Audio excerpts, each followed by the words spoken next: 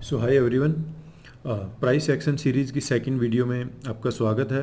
और इस वीडियो में हम बहुत सबसे ज़्यादा पॉपुलर जो प्राइस एक्शन का जो पॉइंट है और जिसको हम हेड एंड शोल्डर पैटर्न भी बोलते हैं, वो डिस्कस करेंगे। और अगर perfect head and shoulder pattern बना है तो उसकी एक्यूरेसी जनरली 80% के अराउंड होती है। तो ये सबसे पॉपुलर प्राइस एक्शन है हेड एंड शोल्डर। लेकिन ये जितने बड़े टाइम फ्रेम पे बनता है उतना ही ये ज़्यादा इफ़ेक्टिव रहता है, उसकी एक्यूरेसी उतनी ही ज़्यादा होती है।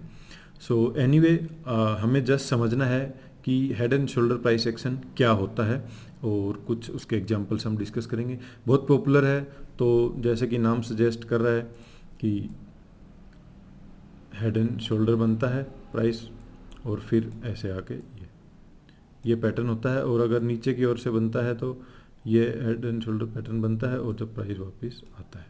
ठीक है, तो ये बहुत ही सिंपल सा हमने डिस्कस कर लिया। अब इसके कुछ एग्जांपल्स हम देख लेते हैं।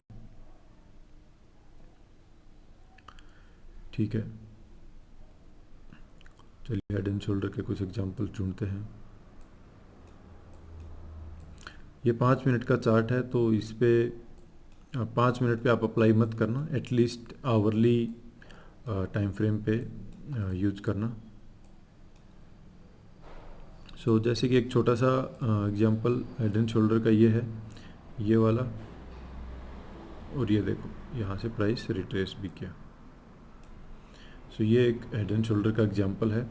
तो इसकी मेन जो बताना था, इसकी कुछ कैरेक्टरिस्टिक्स हैं, और उसके लिए मैं जस्ट यहाँ पे एक इंडिकेटर प्लॉट कर लेता हूँ, और वो है वॉल्यूम।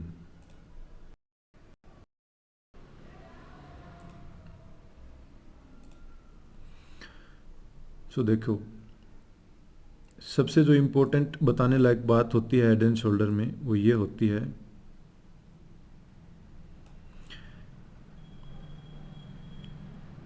ये देखो ध्यान से, यहाँ पे वॉल्यूम को आप ऑब्जर्व करो, यहाँ पे वॉल्यूम को ऑब्जर्व करो, और यहाँ पे वॉल्यूम को ऑब्जर्व करो। जस्ट ये तीन चीज़ें आपको ऑब्जर्व करनी होती हैं। जो तीन इसकी जो लेग होती हैं हेड एंड शोल्डर की, वहाँ पे वॉल्यूम को ऑब्जर्व करना होता है। तो हम देखेंगे कि हेड एंड शोल्डर यहाँ पे कंप्लीट हुआ है, यहाँ पे, और यहाँ पे वॉल्यूम भी काफ़ी ज़्यादा है। That's it. इसके बाद आपको कुछ सोचना नहीं है, यहाँ पे एंट्री बना लेनी है। ये मैंने जो भी पॉइंट्स हेड एंड शोल्डर के होते हैं वो सारे इसमें बता दिए कि आपको मेनली वॉल्यूम देखना होता है तीनों लेग में। अगर वॉल्यूम यहाँ पे कम होता, इस लेग में यहाँ पे वॉल्यूम कम होता, यहाँ पे वॉल्यूम कम होता, तो ये उतना इफेक्टिवली काम नहीं करता। ये सबसे मेन पॉइंट था। तो चलिए और एग्जांपल देखते हैं। परफेक्ट एग्जांपल ही देखेंगे।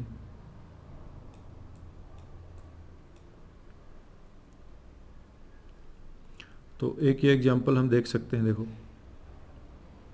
ये बहुत अच्छे से तो नहीं बना, लेकिन ठीक है।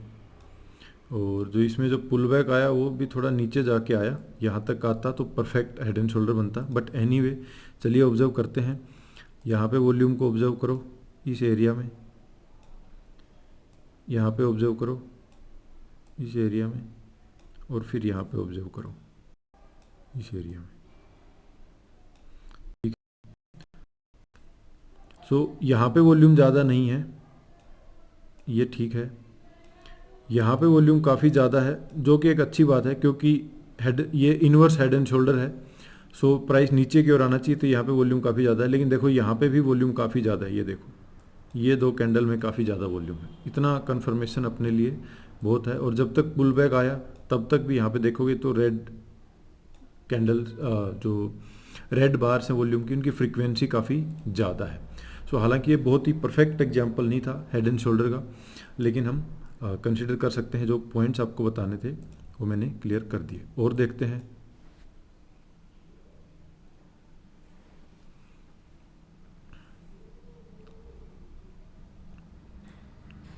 चलिए हम परफेक्ट एग्जांपल ही लेंगे।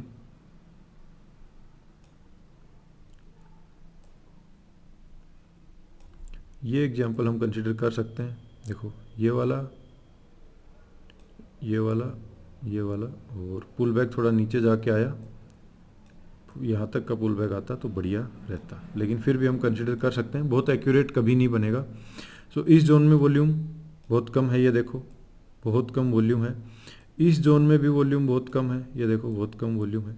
लेकिन ये देखो यहाँ पे जस्ट यहाँ पे जो तीसरी लेग में जो वॉल्यूम आया बहुत बढ़िया, यही हमें चाहिए होता है।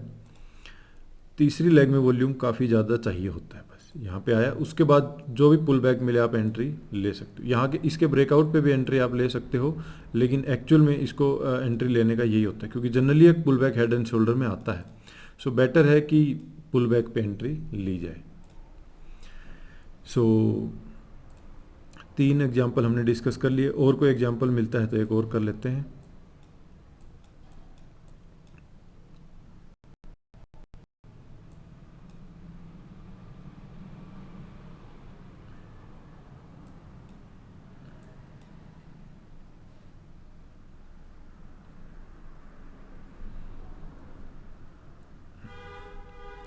तो ये हेड एंड शोल्डर पैटर्न तो नहीं है बहुत एग्जैक्टली, अगर देखा जाए तो